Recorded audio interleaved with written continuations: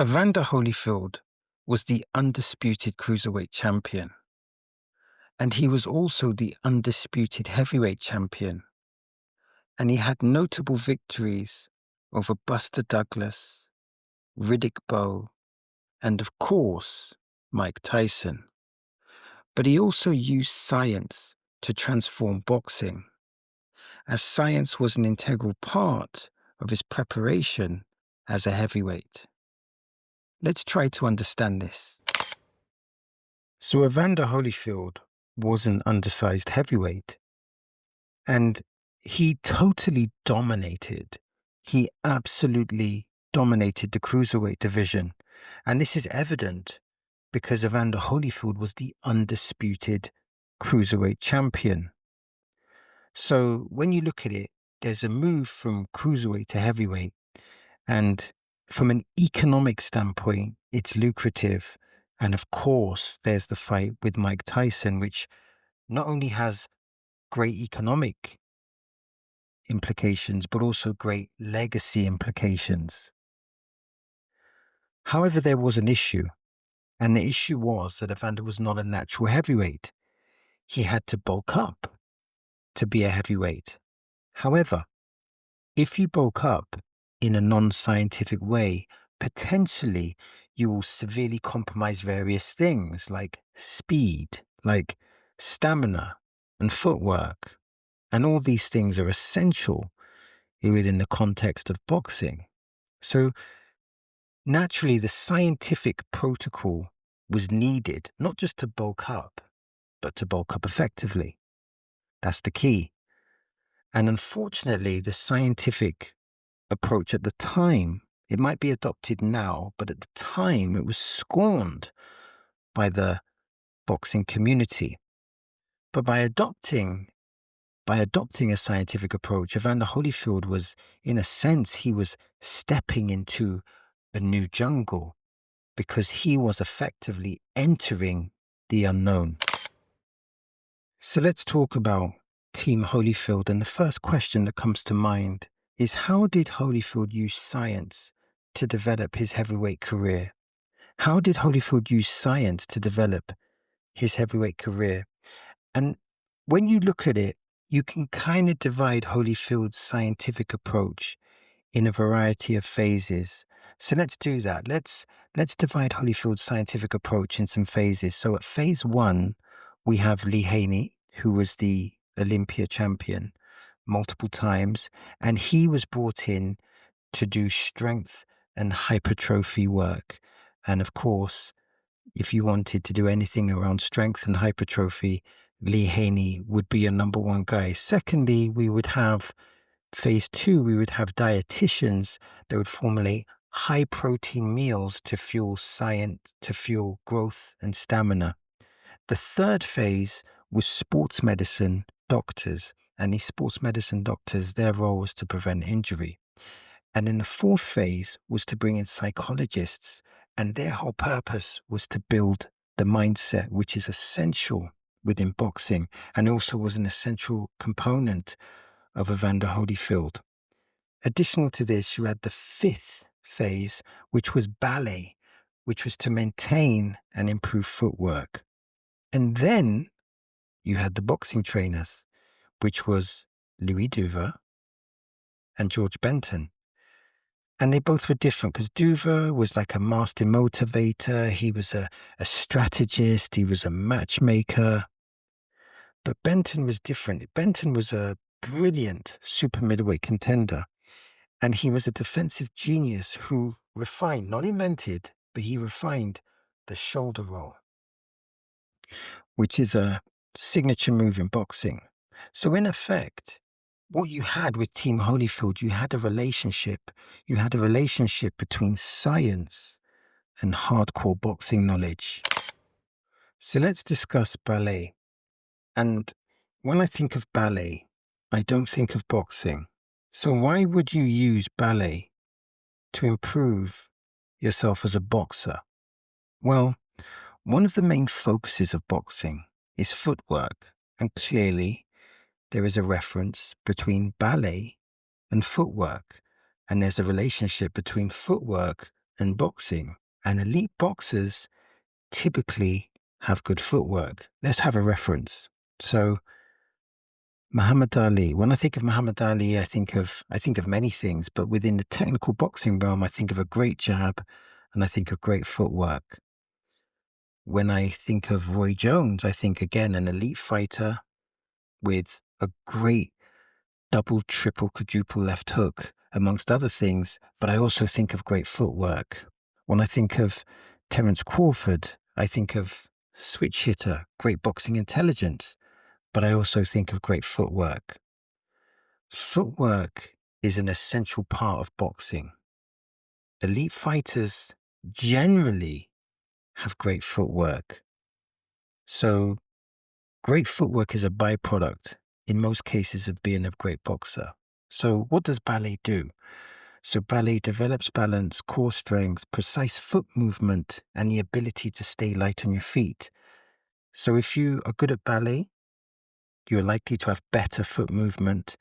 And if you have better foot movement, you're going to be able to get out of range when you want to get out of range and get in range when you want to punch. And it's important to remember the fundamental core philosophy of boxing, which is to hit and not be hit.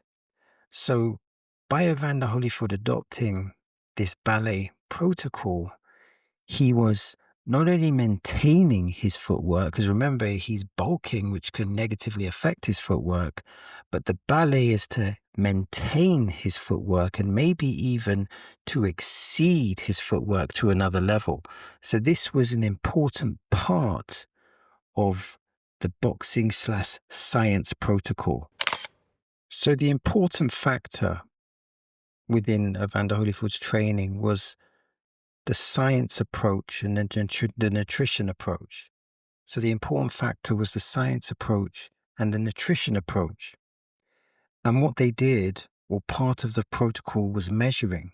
Part of the protocol was measuring progress. So you can measure progress through someone's heart rate, endurance, their strength, their weight gain, and their recovery.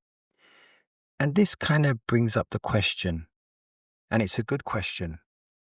Why would you measure progress? Why would someone measure progress?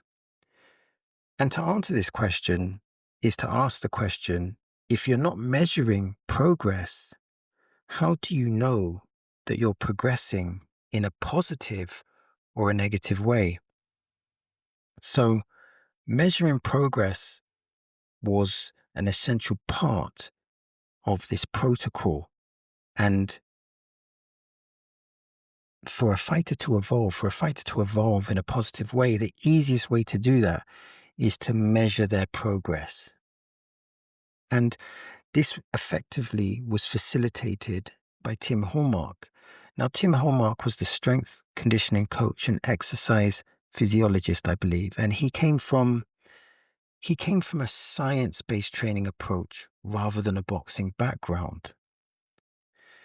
And the protocol they had in place for Evander was, again, it wasn't a typical boxing protocol.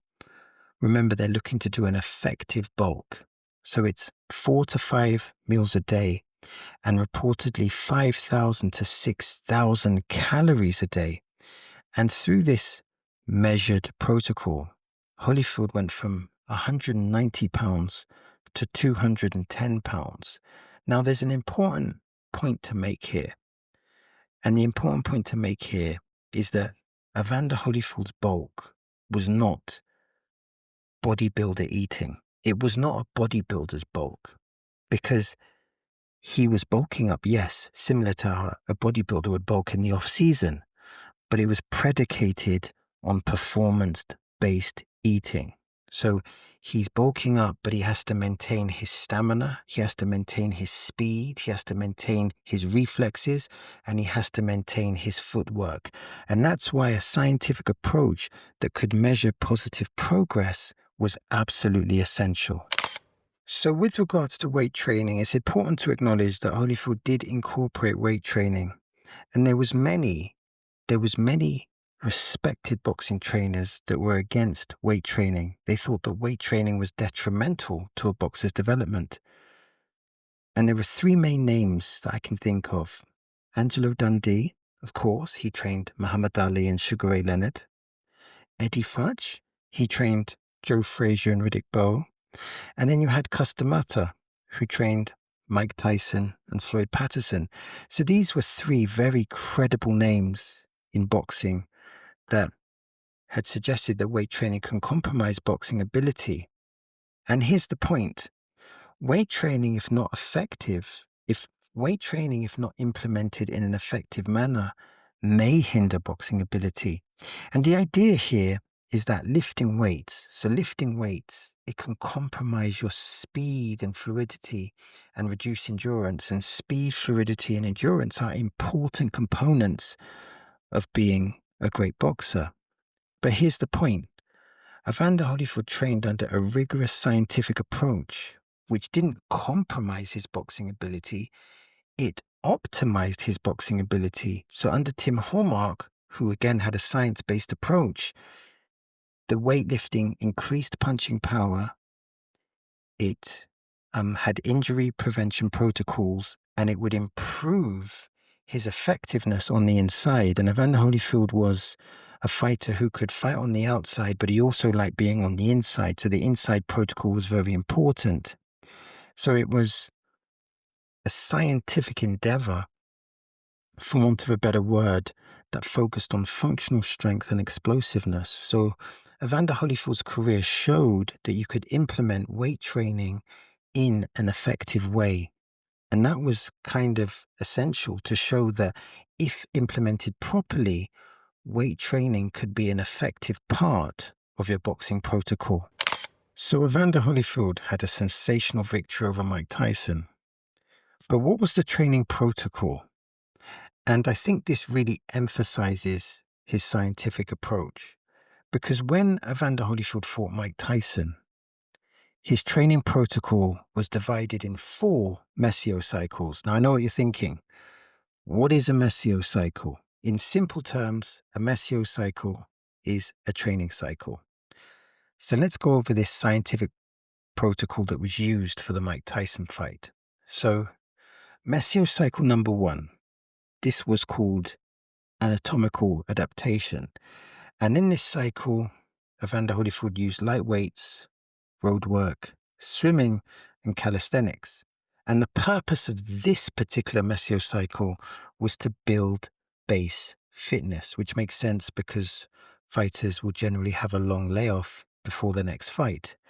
And then that led to the second mesiocycle, which was a combination of things. It was to build hypertrophy, so it meant moderate to heavy weights, compound lifts, so these are lifts that stimulate multiple parts of the body, and it was circuits with minimal rests. And the reason for minimal rests was to increase endurance. And there was a calorie surplus in the second mesiocycle, which means that this was the opportunity to build the most muscle. And then this led to the third mesiocycle, which was even heavier reps, which would be 4 to 6 reps, explosive lifts, and plyometrics. Now, initially, I didn't know what plyometrics is, but apparently plyometrics is exercises such as, well, they call it jump training or shock training, and it can include exercises such as box jumps, clap push-ups, plyometric band punches, etc. And the purpose of this mesiocycle, which was the third mesiocycle, was to build explosiveness, because that's what's needed to deal with heavyweights. So, when you're fighting heavyweights such as Mike Tyson, Riddick Bowe, George Foreman, you need that explosiveness. And then this led to the fourth mesiocycle, which was the final mesiocycle. And this was power endurance, high intensity intervals, and strength circuits, which included boxing movements. And the purpose of this final mesiocycle was to build explosive power and to sharpen skills. And that effectively was the scientific training protocol for Mike Tyson. And I would like to add to this the boxing context, or the boxing Messier cycle, which was facilitated by two trainers, which was Don Turner, who was the head trainer that focused on discipline and toughness, and then Tommy Brooks, who was the assistant trainer, who did pads, drilled combinations, and also sharpened defensive counters. So this was the protocol, the science protocol that enabled Evander Holyfield to pull off that absolute masterclass against Mike Tyson. And this is a great example of how Evander Holyfield used science to take boxing to another level. So Evander Holyfield used science to transform his heavyweight career in today's boxing climate. And now all top athletes, all top elite athletes use scientific protocols. But Evander Holyfield, ironically, took a leap of faith using science to optimize his boxing performance. In the end, he balanced old school boxing knowledge with cutting edge science at the time. He was the blueprint of science merging with boxing effectively.